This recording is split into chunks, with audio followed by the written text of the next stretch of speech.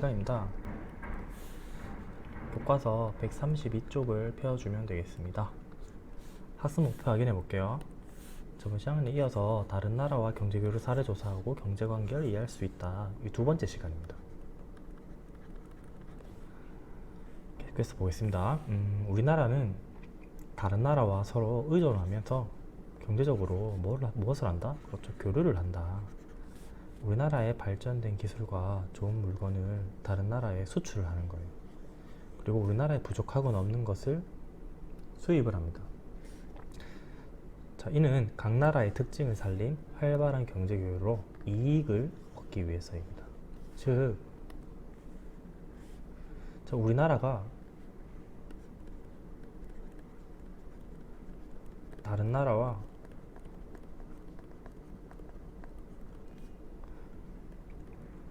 경제적 교류를 하는 이유가 되겠죠. 즉, 경제적 교류라 하면 뭐 수입이나 수출 같은 것들 말하겠죠. 무역을 말하겠죠. 즉, 우리나라가 다른 나라와 이런 무역, 즉 경제적 교류를 하는 이유는 이익을 얻기 위해서예요. 각 나라의 특징을 살린 이익을 얻기 위해서. 계속해서 보겠습니다. 자유무역협정이라는 말이 나옵니다. 자유무역협정, 즉 FTA라고 합니다. 자유무역협정은 나라 간의 경제 교류를 자유롭게 그리고 편리하게 하기 위한 방법입니다. 자세한 설명은 아래쪽에 나와 있습니다. 그래서 보겠습니다. 자유무역협정, 즉 FTA. FTA는 나라 간의 물건이나 서비스 같은 자유로운 이동을 위해서 세금이나 법과 제도 등의 문제를 줄이거나 없애기로 한 약속을 말해요. 현재 우리나라는 2019년 기준 59개의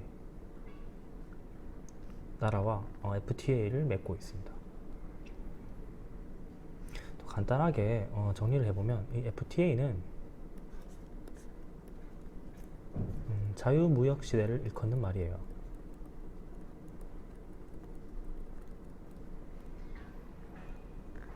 국가 간에 자유롭게 제한을 최대한 없애고 무역을 하자, 뭐 이런 말인데, 더 정리를 간단하게 해보면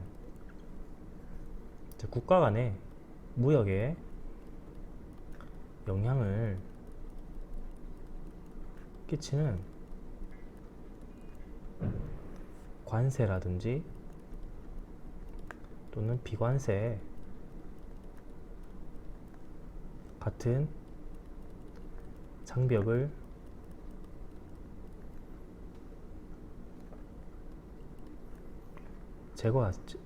제거해서 둘 이상의 국가가 맺는 협약이라고 정의할 수 있어요. 즉, 자유로운 무역을 위해서 국가 간에 둘 이상의 국가 간의 관세랑 비관세 같은 이런 장벽을 없애는 거예요. 여러분들, 그럼 관세는 뭘 관세라고 하냐면 관세는 수입되는 제품에 매기는 뭐 세금 같은 거예요. 자, 예를 들면 여러분들 자동차가 있다고 예를 줍시다. 자동차가 있는데 우리나라에서 만드는 예를 들면 현대차라고 해볼게요. 현대자동차가 있어요. 그리고 독일에서 만드는 외제차라고 하겠죠. 자, 만약에 현대차와 독일차의 가격이 같다면 어떨까요? 그러면 그렇게 되면 현대차가 경쟁력을 잃게 되겠죠. 만약에 두 나라의 가격이 같으면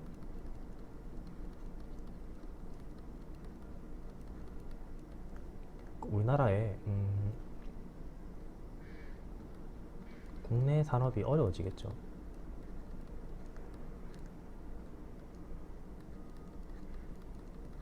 즉, 같은 가격이면 국산차보다 좀 더 국산차보다 독일차를 살 사람들이, 즉 외제차를 살 사람들이 더 많아지겠다 이 말이죠. 그렇기 때문에 국가에서는 수입품, 이런 고가 수입품에 대해서는 좀 더 세금을 부과를 해요. 그래서 자국의 산업을 보호하는 거예요. 자국의 산업을 보호하기 위해서. 그래서 관세를 부과하는 것입니다. 즉 자국의 산업을 보호하기 위해서 이런 수입 품목에 대해서는 세금을 부과하는 것입니다. 그러면 비관세는 뭘 보고 비관세라고 할까요? 비관세는 관세를 제외한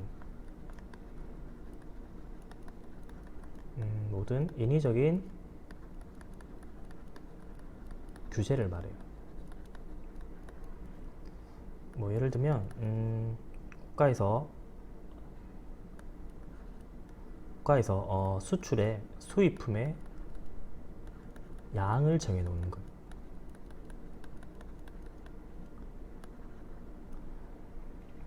예를 들면 1년에 우리가 수입할 수 있는 예를 들면 뭐 쌀의 양을 100kg로 정해 놓으면 이 100kg가 넘어가면 더 이상 수입을 하지 않는 거예요.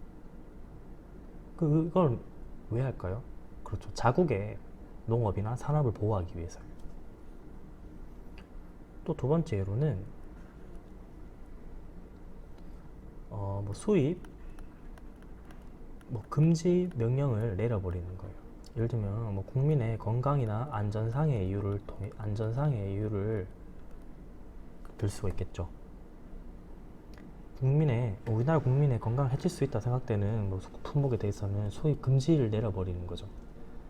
뭐 이런 것들을 비관세라고 합니다. 만약에 FTA는 이런 관세나 비관세 같은 장벽을 제거해서 자유롭게 무역을 할 수 있도록 하는 협약이라고 할 수 있어요.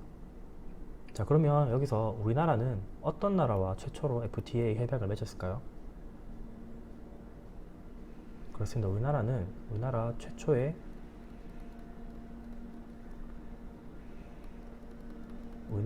FTA는 2004년 칠레입니다. 자, 2004년 칠레를 시작으로 지금은 아주 다양한 나라와 FTA 협약을 맺고 자유롭게 무역을 하고 있습니다. 자, 지도를 보면 뭐 예시를 든 나라가 많죠. 뭐 콜롬비아도 있고, 오스트레일리아, 뭐 인도네시아, 카타르. 이 외에도 다른 나라들 엄청 많습니다. 다양한 나라들과 자유롭게 무역을 하고 있습니다. 네, 다음 페이지로 넘어가도록 하겠습니다. 133쪽입니다. 계속해서 보겠습니다. 우리나라와 다른 나라는 서로 도움을 주고받으면서 교류를 합니다. 그리고 세계 시장에서 경쟁을 하기도 해요.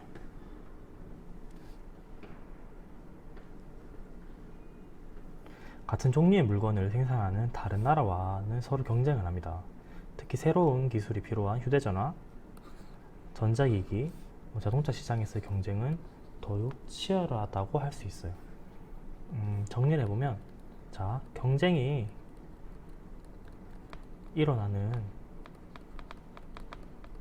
이유를 정리해보면 두 가지로 정리할 수가 있을 것 같아요. 첫 번째는 같은 물건을 생산할 경우죠.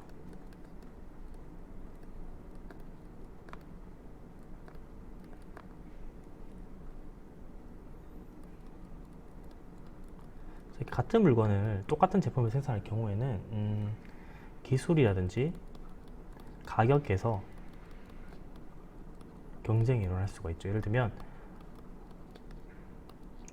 뭐 삼성의 갤럭시 폰과 애플의 아이폰을 들 수가 있겠죠.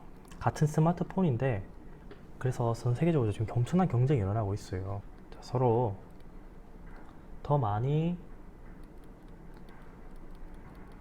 수출하고 판매하기 위해서 경쟁이 계속 일어나고 있습니다.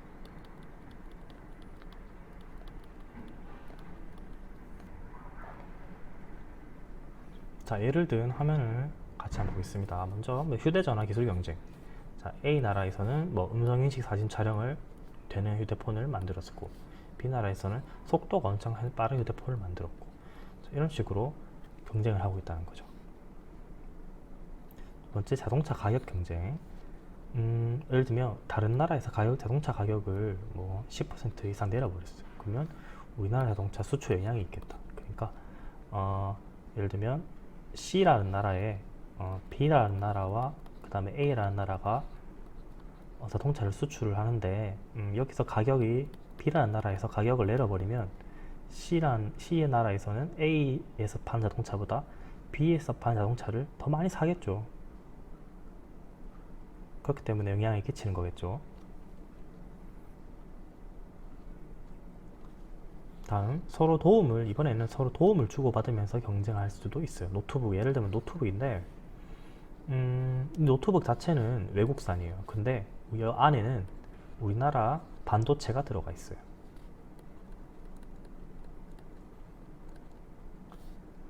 두 번째, 그리고 세계 시장에서 디자인과 기술로 경쟁을 하고도 있습니다. 우리나라 노트북이.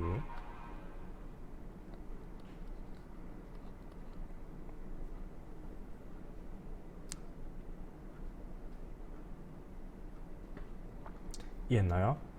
자, 이번 시간에 학습한 내용을 정리해 보도록 하겠습니다.